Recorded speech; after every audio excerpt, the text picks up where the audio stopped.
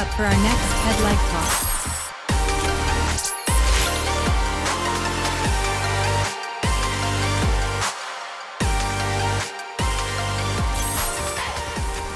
I'm going to take you in a ride.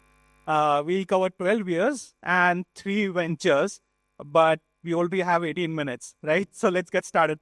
Thanks for that introduction. I'm Adit, and I've been designing digital products for over 15 years now across different domains and industries.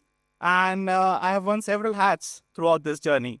But today, I'm here as a storyteller. So what is this story about? Well, it's a story of a design-led founder's journey across 3 ventures, which has a lot of drama and action, but more importantly, it has certain learnings and takeaways which will hopefully benefit all of you in your own journeys. So we'll see how we go from an idea or a spark to creating systems and what are the learnings throughout this entire journey. Now, I'll be talking about 3 stories today, and most stories do have a prologue. So I'll be using the next few slides to lay the groundwork for these stories. So initially, we have the spark, and that's literally true for the story of our civilization. We went from spark to fire to societies to advanced civilizations. And that's how we also build products. It starts from an idea, and from there on, we go on to create products and systems. But everything starts with a problem. Now, a problem can be personal or relatable, or it can be something that you've observed and understood. But the best ones are those which are both. They are not just your problems, but problems of many. But what really matters is that you are passionate about solving these problems and you're willing to work on them for a really long time. And we'll see why this matters in those 3 stories. Now, talking of solving problems, in our world, we do so by building products. And we hope that we'll make a good business out of it while taking people along this journey. Today, I'll focus on the people, on the product and the business aspect, because in all honesty, for designers here, the people aspect is like fairly covered. But business, oh boy, that's where many of us stumble. But why is that? It's because, as designers, we worry about certain things more than other professions. We care about certain verbs more than other professions. So if you're a designer, it's about taste, craft, quality. The why comes before what. If you are an engineer, it's about scaling, building, optimizing. And more often than not, the what comes before why. What are we building? What are we optimizing? And if you are a business person, it's about executing, selling, validating. Timing is everything. And when comes before what? When are we shipping it? When are we building it, right? You might have heard this. If you are a design entrepreneur, well, all 3 of them matter. You can't ignore any one of them. But as a design founder, the first one is your superpower. But the latter 2 can be your kryptonite. So today, my aim is to tell you about these stories and hope that we'll get rid of these kryptonites. So yes, there will be 3 stories. These are all personal, real life stories. I have actually never told them in public, so this is an exclusive. So let's dive in. So the first story is of Function Space. So Function Space was a social learning network for science, which I conceptualized in 2012. Now, in 2012, I was working in Mumbai, and I recently got married. Just 10 months into my marriage, I tell my wife that, hey, I'm done with this job, and I want to create something of my own. Now, my wife was in TCS, and she was more than willing to take that leap of faith from me. So we shifted our base to Pune, because we couldn't afford Mumbai on one person's salary. And back then, I had no idea of the world of startups. I did not even have a product. What I had was a lot of passion and enthusiasm to do something in the edtech space. And hence, we took the leap of faith for science. Well, 2 months later, I designed, developed, and released the first version of Function Space. This is around 2013, and it looked something like this. So after we closed Function Space, I really wanted to do something for designers this time, something valuable, but not yet a full-blown startup. And back then, this was like end of 2015, we were just blessed with a daughter, so we were not in a position to start a new company, but definitely maybe another product. And that's when, I launched UX Assist. It was a very simple learning and planning tool for designers. I designed and developed the app in about 4 months. while embracing the new life of a father and a solo creator. I actually, again, was trying to solve my own problem here. To have something, a tool which can help you with design workflows while also taking care of good design practices. Well, once again, there were many designers who were facing the same problems. UX Assist went ahead to become the highest selling design paid productivity app from India. It also became the top 50 paid productivity app across many countries in the world. So this was a success, and that was mostly because I implemented all the takeaways that I learned from Function Space. First of all, I focused squarely on providing value to designers through design workflows. This time there was no funding, there was no paid PR, but I did a lot of marketing by reaching out to several designers across the globe. And I did rectify my biggest mistake of not thinking of business. So this was a paid app from day one. So it did generate a good amount of revenue. Well, sometime later, I did go for a job, and that's an altogether different story. But the app was kept alive. And 4 years later, I released the second version of the app. And this too was received well by the design community. But there's a catch. It took me 4 years to release this version. And that's because I was working on it part-time. Now, I believe that if you work on something part-time, you do not do complete justice to it, right? This time there was no marketing effort. It was pretty much left on autopilot, no updates. It was not scaled. It could have been useful on web too. So maybe this was a story of unfulfilled potential this time. Well, the app is still live on the App Store. It has been 10 years, but it's a bit dated right now. So again, there are some really good takeaways. First of all, you have to understand what matters to your users. You have to focus on what matters. Keep it simple, and then deliver on the real value. As a solo founder, as a solo creator, you have to focus on marketing, right? Sometimes these things don't come naturally to us, but you have to keep pushing. You have to market. You have to worry about distribution, because if you don't do that, well, again, the product goes to a graveyard. Deliver on business. But the important thing is, you have to sense if there is an opportunity and capitalize on that.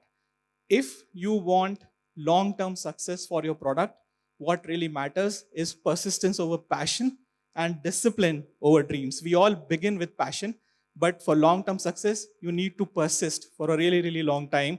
Unless you are doing something like revolutionary like that, like ChatGPT, it will take you a long time to get that kind of success, right? And that only matters when you are persistent and keep on doing that. So armed with all these learnings, I arrive at my latest venture, BookStates. Now, BookStates is a reading tracker and a book discovery app with deep insights to help you enhance your reading journey. Honestly, this is closest to my heart. I'm a bibliophile, and this is one of the bookshelves at my home. Seeing this day in, day out, deeply motivated me to create something insightful and intuitive for readers. And hence, I created BookStates. Now, if you ask me, BookStates is the app for readers. And that's because I follow a very core principle there, going from feature to fulfillment. So every single feature on BookStates is only designed with one purpose: to create fulfillment in a reader's journey. And let me show you how.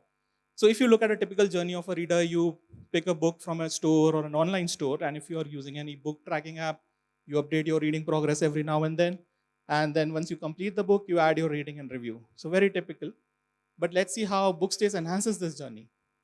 So let's say you go to a bookstore, you scan the ISBN code in the BookStates app, and then it will tell you why exactly you should read this book, along with telling you about the author. But this is just scratching the surface. If you have been using BookStates for a while, it learns about you as a reader based on your past readings, based on ratings, reviews, everything. And then it gives you a compatibility score about that particular book. It will tell you if this book matches your taste or not. This is where true fulfillment becomes, this is where true magic happens. And if you are not into casually, let's say, browsing a book, you can always give a prompt, and you will get a right set of recommendations for yourself. And once you start reading a book, I think that's where magic turns to wonder, because now BookStates gives you a printable bookmark with a QR code that you can simply scan to update your reading progress without even signing in. Along with that, you get a lot of stats and reading patterns to enhance yourself as a reader. And once you complete a book, This is where BookStatus becomes your true personal reading companion, because now it tells you what kind of reader you are, right? Whether you're a philosopher, whether you're a seeker, whether you're an explorer. So it will tell you all of that. It will also tell you about any hidden biases or blind spots. So for example, when I use this feature for myself, it told me that, hey, 70% of your authors are white male. Are you not reading enough female author? Are you not reading African perspectives, Eastern perspectives? So this is where BookStatus enhances your journey as a reader and perhaps, as a better human also. And ultimately, it celebrates your reading journey with beautiful badges. Now, I can go on speaking about these features, but that's not the purpose today.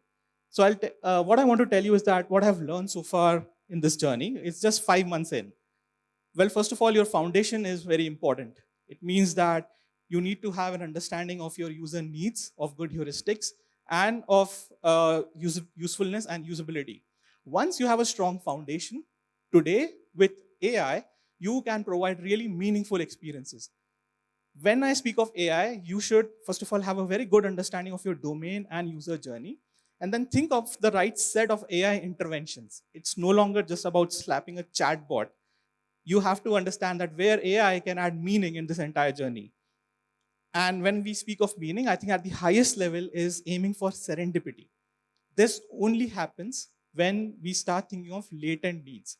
Now, latent needs are those needs which people don't tell you, right? The needs which people tell you are called as evident needs, but latent needs are something that you only get through observing what people are doing. So you have to observe them, understand them, and then deliver on them. I went through numerous bookstores, not only in India, but across the world, to understand how people were selecting books, how people were reading books. And that's what led to features like compatibility score and bookmarks. Well, BookState's journey is still being written, and perhaps we'll have more takeaways in the future. But of all these 3 stories, there are some important things to remember. First of all, as a design founder, you are the moat. When everybody has access to the same tools, what really matters is your taste and your perspective. AI is an enabler for those who can lead with taste and creativity. You need to push the boundaries of interaction design.